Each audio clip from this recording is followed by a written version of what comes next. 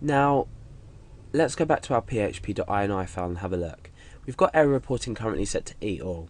So we are reporting errors back to ourselves as we're developing. Now, what happens if I want to report errors, strict errors, for example? Well, this doesn't include eStrict. So what I can do is I can specify to say and e_strict. Now what this is going to do is it's going to incorporate strict errors. So what we're talking about is code that might run, but let's have a look at the definition. It might run, but it's runtime notices enable PHP suggest changes to your code which will ensure the best interoperability and forward compatibility of your code. So it's basically giving you messages about your code itself rather than errors that you might be coming across. So you don't need to include this, but maybe it's a good idea if you want that kind of error reporting to show. However, we've used this ampersand here, but what we can do is we can say, let's say eAll, and use this symbol to say, well, we can say ampersand as well. We can say not including e something else. So we could say not including e notice. I've just noticed as well this example is actually written up here.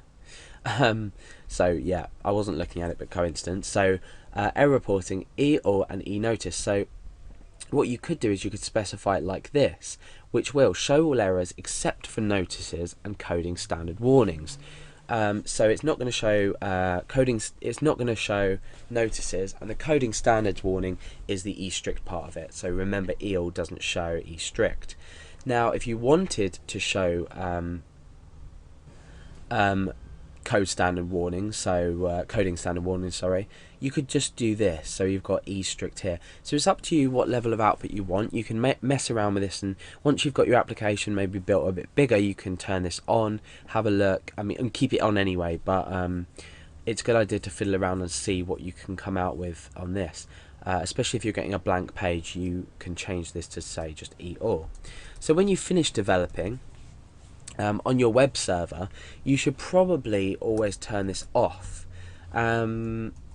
Why? The reason being is that if errors do occur on your page, especially eStrict notices, you don't want your viewers to, or your visitors on your website, to be seeing eStrict notices, nor do you want them to see errors if you've maybe trying to include a file somewhere. For example, if you're trying to include a file somewhere and it can't be found and you're returning an error, what's happening is then they're understanding the structure of your website. So for security reasons, it's probably best to turn error reporting to 0, either on your local or web server when you release this to the public. So if you say have paid hosting, you might not be able to get access to php.ini. However, you can use a couple of functions to change values, and that's what I'm going to go over just now. So what happens if we want to dynamically update this value inside PHP?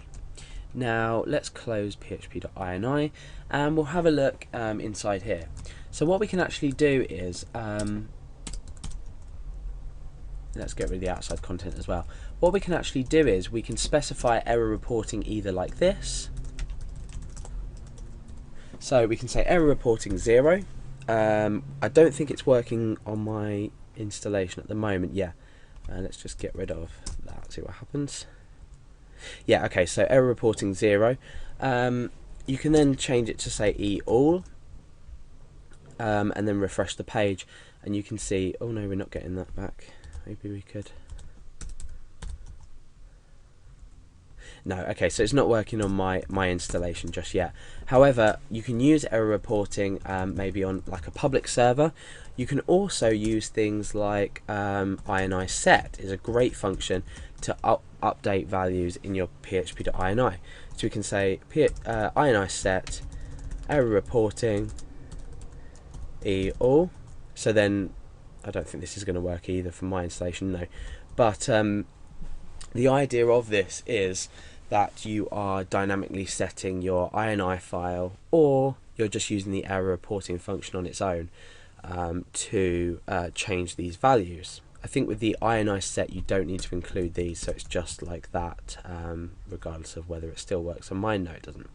So that's a bit about error reporting and how you can either produce errors or hide errors from either yourself or the public, and a bit of information about why you should turn it off, as well as some examples of setting this up on the fly.